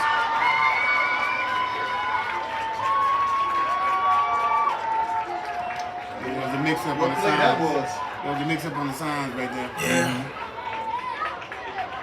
Third baseman didn't even try to go get it. No, he didn't even. He didn't see it coming. I don't think the he third seen it baseman saw coming. the sign. I think there was a mix-up there because I think the catcher gave the sign and never got confirmation from the third baseman. It's a good throw. You This don't- catcher you got a don't- strong arm, man. You don't make a throw like He's that small, without, too. without everybody knowing that you're coming in. He threw it full steam. Yeah. Yeah, he did. There had to be some sign. Yeah. You know that draw, there had to be some sign. Yeah. You just missed it. As a manager, when you as being a coach, when you get the signs mixed up, you know what's for me coaching. When I give you the damn bunt sign and you don't put the bunt down, like people, like the kids nowadays, they think it's a curse or something. I want you to bunt. You gotta buy into that. And I think me personally, I think that's missing in MLB. It's not a lot of bunting going on, not a lot of small ball going on no more. Bad base running. What are you doing? Run at him. Bad base run. He got him. He should have kept going. Yep. Yeah. Force him to throw you out of the plate. And what you do is, at least if I know if I'm being at the rights, well, let me get him in scoring position. But that ball has to go home first. Yep. If you allow the third baseman to tag you out, I would rather go home. And then if they run me back, then the guy that hit the ball can get to second base. But if you just stand there and trying to dance around the third baseman and get tagged out, he's still at first base and it's 2 outs. You know, when you think about it though, and I watched these 2 games today, there were a couple balls hit on that line, and every base runner went back to third base. When if they read it right, both of them should have easily scored. Yeah. It's just that they both went back to the base, and the third baseman was way back off the bag. Timid base runner. Well, like anything else in base running, you have to go in your mind and think what's going to happen. Yeah. And so you're ready for it when it happens. Exactly. You just can't sometimes just react. You got to think about it. Okay, ground ball over here, fly ball here. You got to think in your mind ahead of the game. Yep. A lot of, and I think that's what's missing sometimes. That's strength. Yep. That's what's missing sometimes. Like they gotta, I know. And when I used to watch Ricky Henderson, guy who didn't care. He going. He'll let you know he was going. Easy play. Step on it. Yeah, Did you ever face Ricky? No, I played with him. Was I it true played that with him in, was it true that they said he was naked and saying Ricky gonna hit? Ricky gonna get 3 hits today. Yeah. Ricky, for real? Ricky didn't like it inside. Yeah, he did not like it inside. But Ricky was an interesting character. He couldn't play a day game after a night game. And never drank beer. Only drank milk. That's why it was built like a tank. Built like a freaking tank. And Ricky, most time you pitching with Ricky in left field, you'd have to turn around and make sure he was ready because he'd be out there talking to the fans in the stands. They'd be all on him. He'd be out there fooling around with them, and I'd turn around. Are you ready?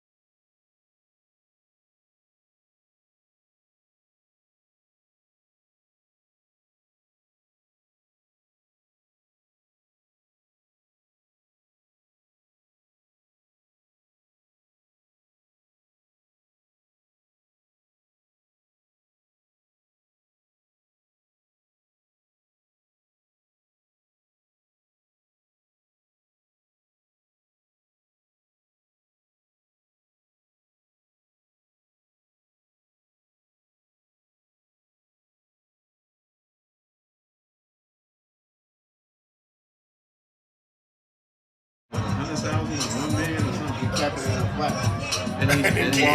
And he framed it. Yeah. So for 2 years, accounting and couldn't figure out what Yeah, the check talk about was. that. What you think about this? Think about Locke still staying in, man? Well,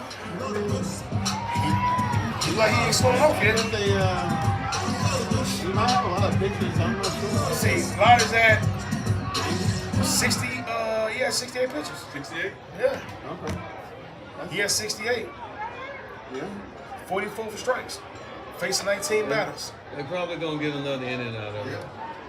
They'll get them through the fifth. I mean, they're only playing seven. Still only playing seven, so. Well, he probably going with It's good 90. change up. What's the Inside, is there a inside. pitch number?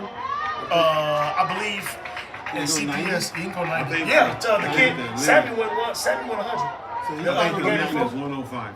So he's probably gonna go 90 something pitches possibly. I mean, Yeah. they got the lead. You gotta hold on to it. If you're pitching with a lead, it's way different than if you was behind. Big time. You know, you got four run cushion. He throwing first pitch strike. They getting stronger, And man. you're throwing first pitch strikes. Guess what? I'm as up go. Yeah. But make a small adjustment as you get into the box. So you see that there's a gap there. He's up in the And box. the reason that there's a gap because this guy's not really going out. He's been more inside, so they're playing this side of the field. Yeah. But they throw a ball out over the middle of the plate. I gotta be able to stay through it and hit toward a little bit towards second base side. If it has any carry to it, it's gonna get past him. But it looks like they're not staying away from him. I mean, this guy with the way they're playing. He's Going trying to get outside. out there, but a lot of balls Going coming back away. in. They- Like that. Just called Coming it. back in. Yeah. Why you looking at the ball? You gotta just run, kid.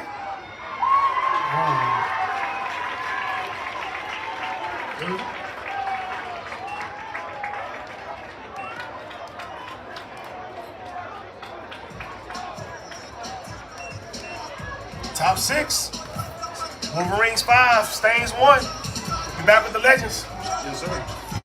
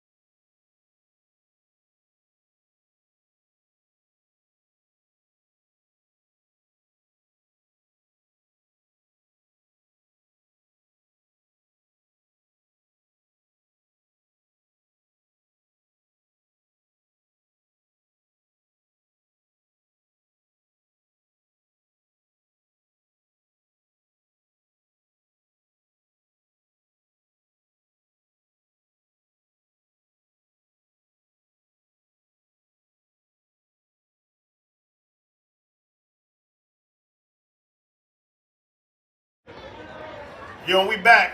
Man, that was super dope, y'all.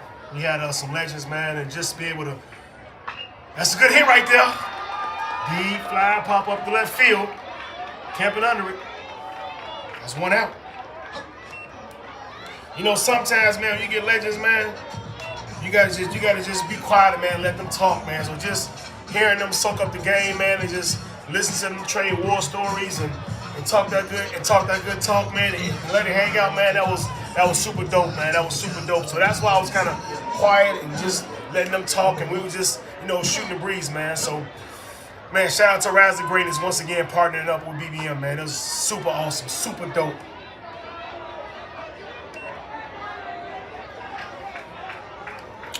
We might have a couple more guests, man, before it's over with. Top 6.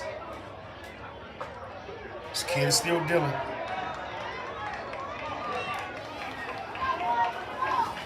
Top 6, top 6.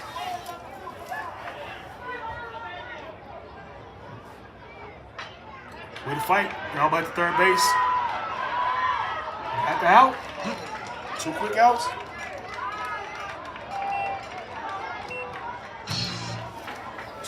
Two quick outs. The battle of this ends.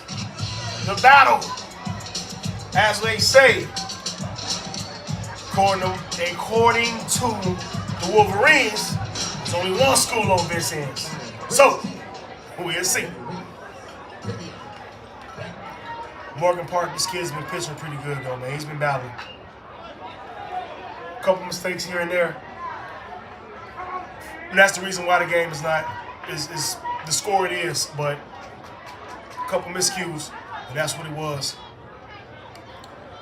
And shout out to all the sponsors once again, Rollins, Neville's Heating and Cooling. If you want it done right, hit Neville's up tonight. It's a good pitch. Shout out to all the sponsors, everybody who's contributed to this great success again, man, here at Black Baseball Media. We appreciate all the fans. We appreciate all the legends to come out and give their time and talk to us, man. We appreciate it. We really do. The kids might be hurt.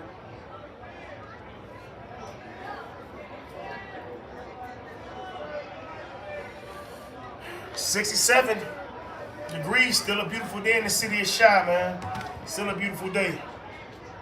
Can't complain not one bit. Crowd still here, amazing. After party, Buffalo Wild Wings. Don't meet me there, beat me there. It's going down. That's where it's gonna be at. Take a small time out.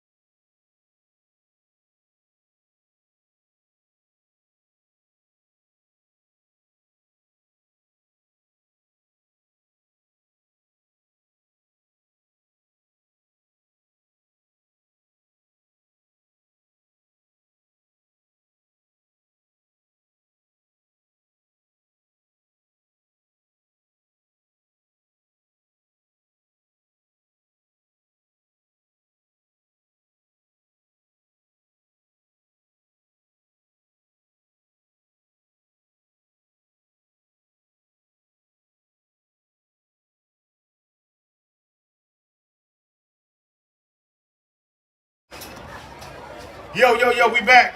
Live and direct. Have the esteemed pleasure on a swing.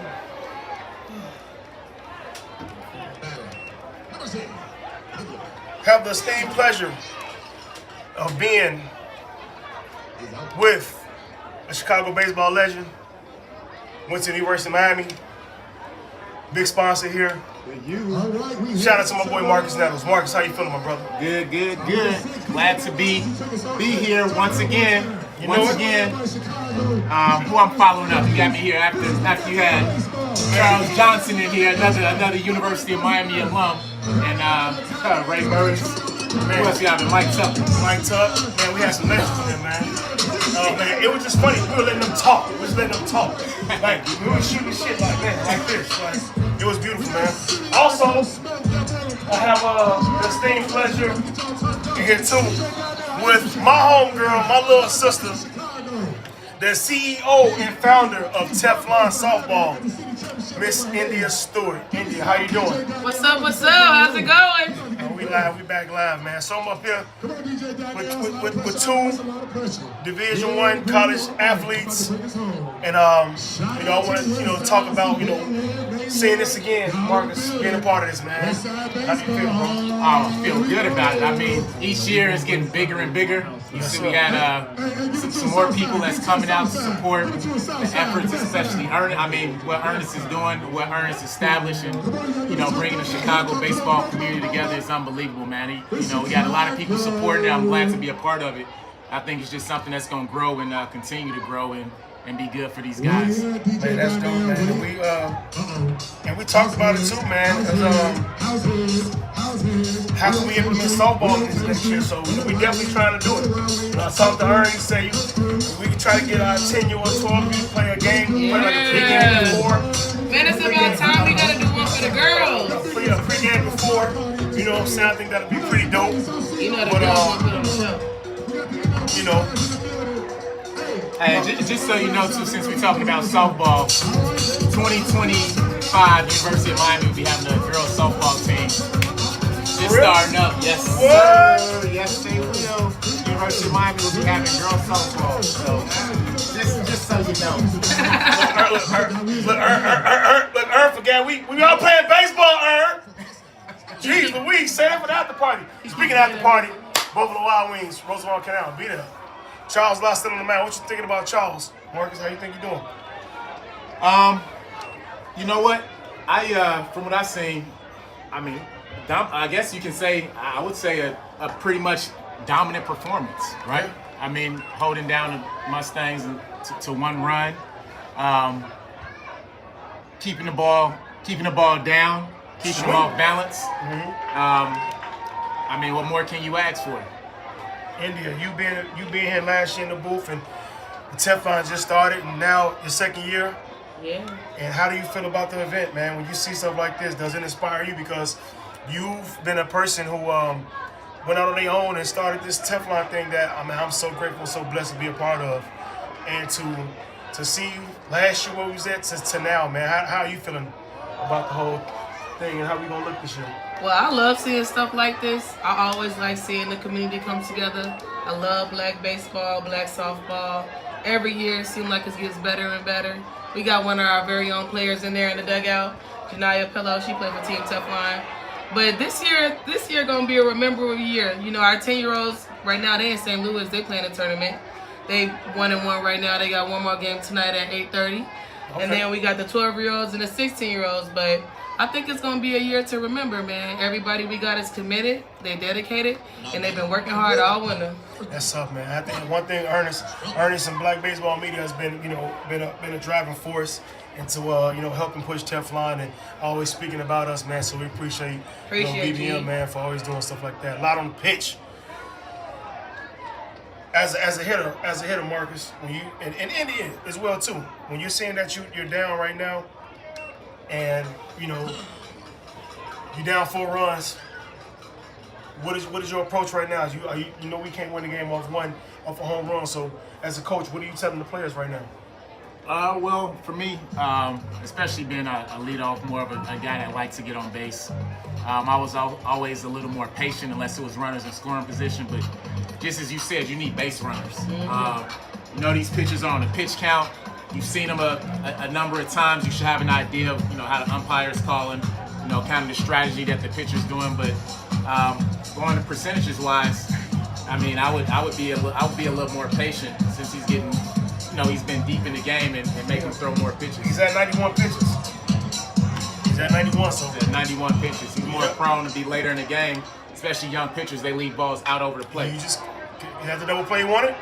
You got one? Oh, And we got two. Got him. Tailor-made double play. You couldn't want it no better than that. So yeah, that would be my thought process behind it. So you start getting those runners in scoring position or that tie and run comes up to the plate. I'll just be more patient and try to get runners on base. Yep. What you thinking? What you think about that? I mean, I think they just got to keep making contact. If they have to, they may have to bunt and put a runner on because last time they bunted, they got the runner on. So, people be scared of the small ball, but I think small ball the way to go sometimes. Look at that Coach Indian talking that noise. Small ball. I think I was talking to Charles and to Tuck and to Rolly. We were just talking about that, like, the lost art of playing small ball. Yeah, they got on when they bunted. It's really a lost art. It ain't nothing like catching somebody off guard. Or putting pressure on the defense, right? Making them make a play. Make them have to make a play. Y'all gonna stay with us for the last inning? Oh yeah, we in here. Yeah. All right. Yep. We'll be back.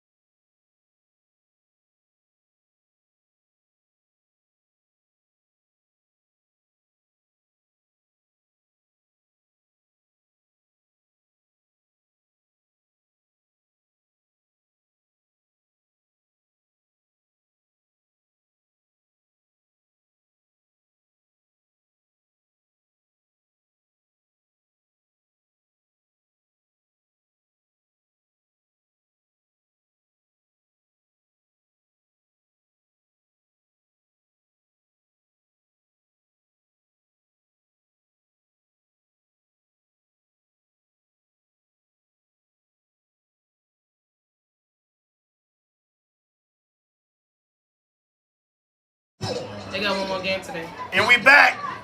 Still in the booth with me, Oh, they playing. Marcus right now. Nettles, University of Miami alum, national champion, correct? Two times. Hello. And we also have Miss India Stewart, Ball State. You guys won Oh yeah, Mac champs. MAC champs. Don't forget it. So I'm in here with two. I Legends, got man. me a ring. Nice. So let's talk about playing college sports. We all three of us played. I played college football.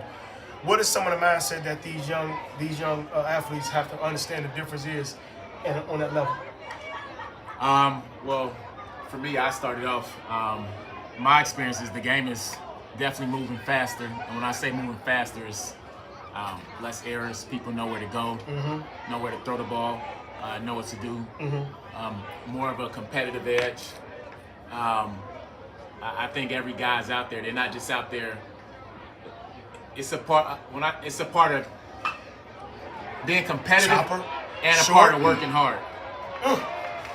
Right. So it's not just they going out there and working hard, they're also ready to compete. So I think you're going out there with guys who think they're the best players on the planet. That's what I experienced. So you got to just be ready to go out there and play every single day because, I mean, it's guys out there that's ready to compete. Andy, what was your experience being from coming from high school to, you know, once you got to college? And you was like, damn, what was the difference for you? Man, I think the biggest thing for me is just mentality. I think a lot of the kids in college are like physically the same, to be honest. We all can hit, throw, catch, run. Everybody pretty much the best player on their team, especially if you play Division I. You just playing against a team full of shortstops. But I feel like really it was the mental thing that make or break a lot of kids, whether or not they can deal with that hard and having to understand that it's going to be an uphill battle. I think they think once they get to college, that's the cherry on the cake, I'm done. No, And it's a lot more challenges that come after that. So for me, it's mentality. And I think a lot of the kids today, you know, they just got to learn how to work through that. Once they figure it out, how to keep themselves up, even when they're in the slump, I think them the ones that become All-Americans. Yeah, I think the mental aspect of the game and just Changing. Yeah, and we was talking about the old guys, and we was talking to Charles, and he said, man, you talking about how, you know, the complexity of the game, how like analytics and things of that nature is like, you know what? Even the times we in, they weren't recording us striking out like, everything on the internet now. And he was like, analytics can't tell you the heart. It can't tell you the measure of that person. You know, as a bitch. You gotta have heart to play in college, that's for sure. Everybody want to be the best at that level. See, and stuff like that, when you show the pitcher up, when you show the umpire up, and you look at him crazy, you can't do stuff like that. And I'm pretty sure, I know Coach Smoker's gonna get in his tail and tell him stop. Look, he gonna tell him, look, man, you gotta they get in there and passionate, fight. Buck. Yeah, but you can't show the ump. They passionate. Yeah, there's no way that's gonna go in your favor. But I always figure, in at bats, right? You get. I had a coach to tell me, the pitcher get his pitch, the umpire get his call, and you get your pitch. And as you get older, it don't matter. You can't miss your pitch. It don't matter what the umpire call. It don't matter. The pitcher made a good pitch. He still got to throw you a pitch. And even you saw that at bat, he got hit. But even though that umpire, the pitch before that last one, you know, he kind of looked at the umpire. But that next pitch was his pitch to hit, and he fouled it off. And you know what's crazy? So we were talking about Charles was talking about. He said, man, Barry Bonds. He said, you ever watched? He said he never flinched at a pitch. Like he off the hook, he never did that. He said, if you go back and watch Barry, he never flinched. He said the sucker act like he's seen the ball come right out of his hand. He said, no doubt. He said he never missed his pitch. No he doubt. said every time, boom, he never missed his pitch. He said, ever seen Barry Bonds foul off a pitch that wasn't his time? He said his pitch always in territory. I said, man, I never thought about that. Mike Suck has some good stories. Tucker has some good stories about Barry Bonds since they played together in San Francisco, man. Yeah, he has some great stories about his approach and how he helped him, and just just his approach of going to the plate and being up there, being ready to hit. But yeah, you're absolutely right, man. Those guys at that level, that elite level, just hearing some of their stories and some of their experiences and awesome, their man. approach. Yeah, that's why I asked you, how was it just having those guys sit I here? I let them. When you go back and you watch the broadcast, oh man, man, they was talking, man. It was beautiful to see. We got a ball on the field. It's a duck snort. That might be no, it ain't. India, talk about some of the stories of when you was, you know, competing and hitting and like when you know a pitcher had your number, like. How did you go about it and not letting yourself get beat up mentally? And that's what I think a lot of these kids out here. And one thing about being in a showcase like this is teaching them at an early age to how to deal with the pressure, playing in front of a crowd of something like this of this nature. When you went, if you had this when y'all was in high school, do you think you would have been better off in college because you'd have been used to playing in front of a crowd? Oh yeah, for sure, no doubt about it. A lot of people, when they get to college and there's lights, cameras, everything in your face, that can be nerve-wracking for a kid, for any type of athlete, to be honest. When you know it's a lot of eyes on you, people critiquing everything you do. I know when I played, I was surprised when they had scouting reports and they had every single flaw, everything you need to work on, all on a sheet of paper for you. So, I mean, me personally, I think you just got to remember why you're playing. Yeah. You're not really playing for the people that's writing those critiques. They all have a job, right? Everybody got money to make. But at the end of the day, if you're playing for you and you really have a passion for it, I don't think any of that stuff is gonna stop you. You're gonna keep playing because you're not playing for the critics. You just gotta have to find your why and figure out why you're doing it. If you're doing it for your family, let that be your motivation. If you love the game, let that be your motivation. Everybody got a different why, and I think that's what it really comes down to. And here, this is crazy. Now, she wasn't even up here talking about that. That's the same thing they tell you. For real? You gotta find out why. No, Probably I love Burris. the game. Did that come It from don't matter Burris? what Yep. happened. Burris say I that, just right? love Yeah, it. that's yep. Everybody got a why.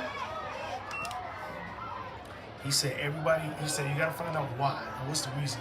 Oh yeah, I'd imagine in softball if I could have. Man, this is pretty dope, man. Simeon up 5-1 against the Mustangs, man. Public League Battle of Vincennes. This has been a hell of a day for baseball for the city of Chicago, man. 3 outstanding games, and we trying to hopefully want to see if he's swinging out the shoes right there now. He was trying to put that Man, on. what's going on with his arm? He was trying to put that on. Is it cramping up? It's the second time this has happened. When he throws, he releases, and it's something like spraining in his wrist. It's the second time. Maybe he is cramping up. It's the same guy, right, from the first time? Yeah. This they happened should probably a take few him out. innings ago. That's how many pitches he had. Like Morgan Park got some new uniforms. You know what they say? Look good, you feel good. Yeah, it says something like Empire. He is at 2-year-old for me.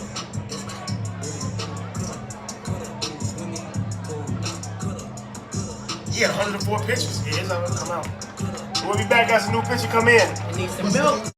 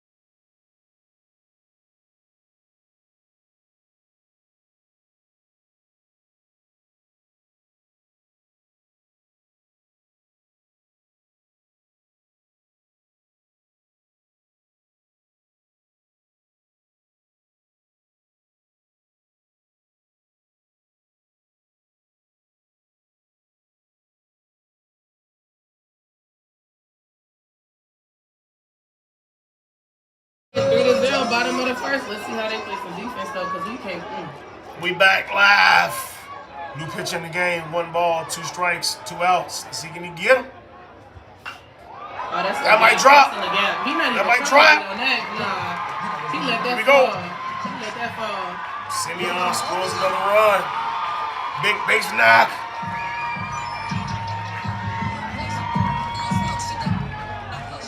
I don't know. I think I heard her pull up. I think I heard the family to pull up. And she out the car. She started to warm up in the dressing room. Is that Naya?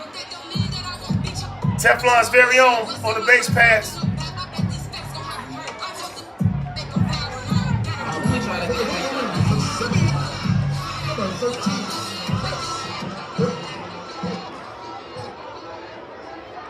going.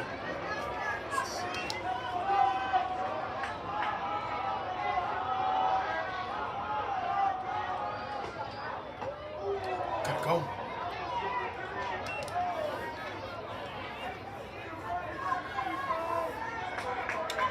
No balls, 1 strike, 2 outs. Simeon trying to keep the game going, trying to keep the runs. Well, those first 2 games was all Man, wasn't they? extra inning, 1-run games. Oh, You man. see it for the first 2 games too? Maybe you missed it. Really? Yeah. They went Oh. to extra innings? Let me tell you. Both games. Both games. Well, it was outstanding. Them games was off the Intense chain. too. Intense. The crowd was into it. Yeah.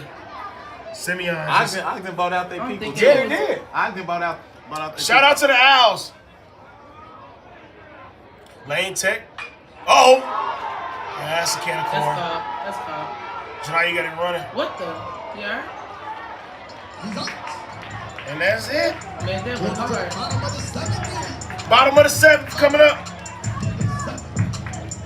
We're going to try to see if Morgan Park make a comeback. We'll see. Catch you at the bottom half.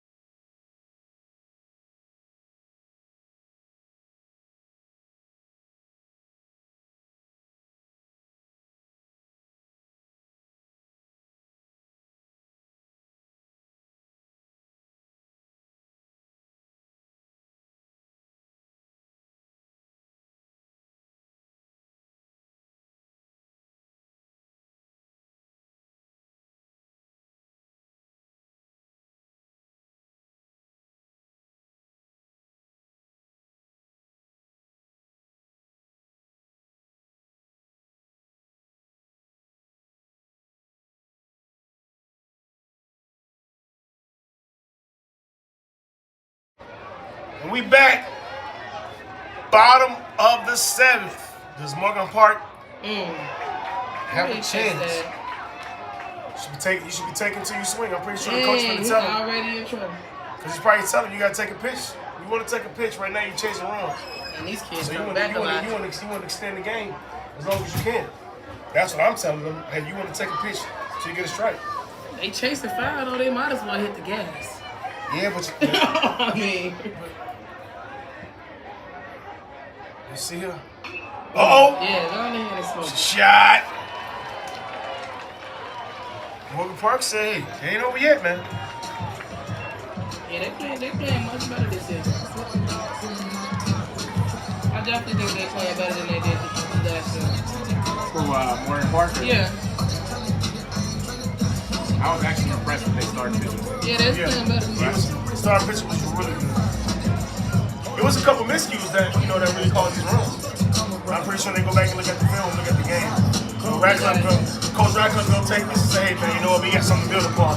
And I wouldn't still be shocked if they're not in the Final Four. And he's still gonna try to make some noise in the public league. Radcliffe gonna have the boys ready to go. That's how you come back after a hit. First pitch strike.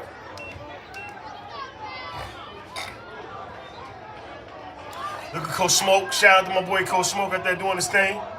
Proud of my bro. Come back and be the hit. Good pitch. Okay, I see you. That's right. He was in the booth last year. Yeah, Smoke was in the booth with us. That's right. It was a party up in this joint last year. You know? Yeah. Now he Now you on the field coaching his alma mater. Beautiful thing. That's the way to fight that pitch. Fought that off.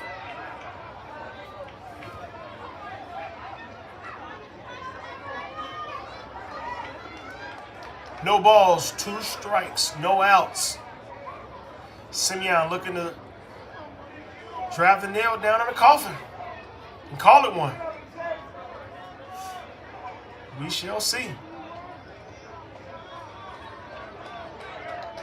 Here's the pitch. There it is! Nice.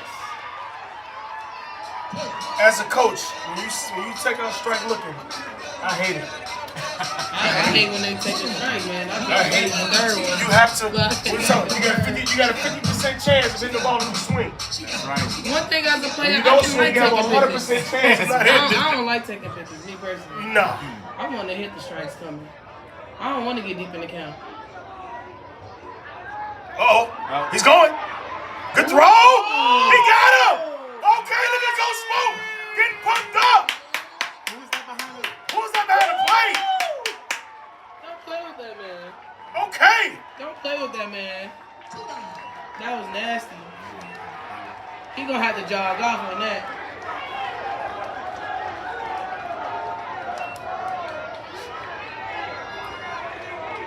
He gone.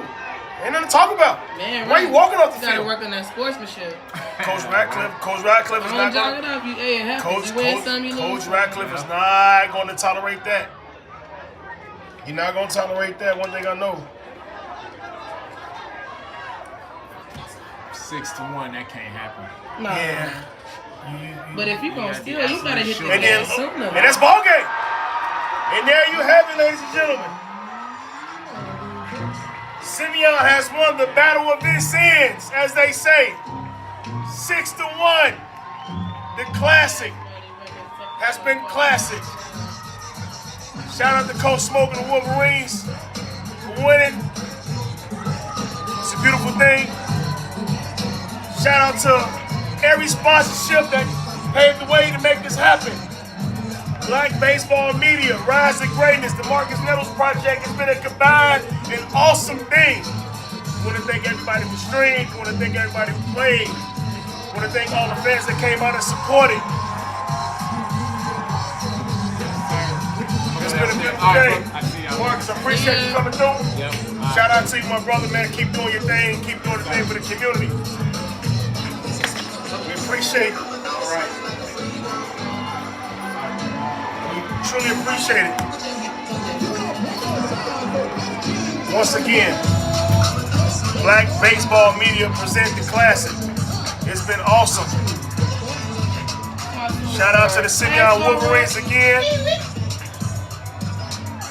We want to say this has been an awesome and it's been a beautiful day for the city of Chicago, Chicago Public League Baseball. This has been an awesome thing, man. You can't write it. 3 good games, beautiful weather, and guess what? Now it's time for the grown folks to go out and play. Meet us at the after party, Buffalo Wild Wings. on Roosevelt and Canal is going down. We appreciate everybody. Once again, shout out to every last sponsor. Neville's Heating and Air, Country Fire, White Sox Ace, Rollins, Corey. We appreciate everybody. Rise to greatness. Thank you so much for being a part of this, for partnering with Black Baseball Media. We couldn't have done it without you. For Black Baseball Media, for the city of Chicago, it's your boy Book, man, the voice of Black Baseball Media. We appreciate everybody, love everybody. Once again, it's been a hell of a day. We appreciate y'all. Y'all hear the music in the background? It's finna go down. You know what I'm talking about? Next classic, we'll be in the D. In Detroit. What up, though? See y'all in May. We out.